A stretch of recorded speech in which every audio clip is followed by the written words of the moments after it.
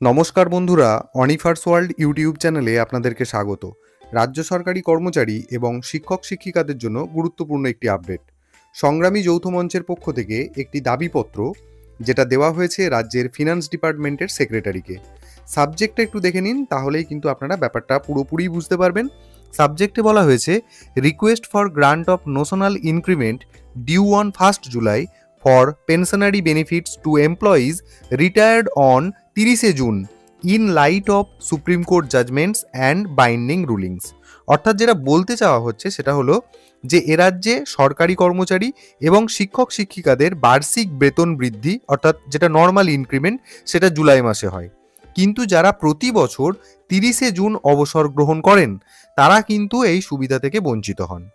তো সুপ্রিম কোর্টের রায়ের উল্লেখ করে আজকে সংগ্রামী যৌথ মঞ্চের পক্ষ থেকে আমাদের রাজ্যের অর্থ সচিবের কাছে একটি আবেদন জানানো হয় যে 30 জুন যে সমস্ত কর্মীদের অবসরের ডেট, তাদের ক্ষেত্রে অবসরকালীন প্রাপ্য হিসেবের ক্ষেত্রে এই বার্ষিক বৃদ্ধির নোশনাল সুবিধা যেন ওনাদেরকেও দেওয়া হয়।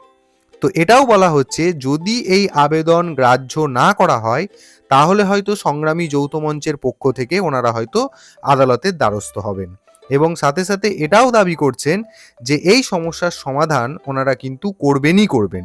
তো যাই হোক, এই ছোট্ট আপডেটটি রাজ্য সরকারি কর্মচারী এবং শিক্ষক শিক্ষিকাদের জন্য।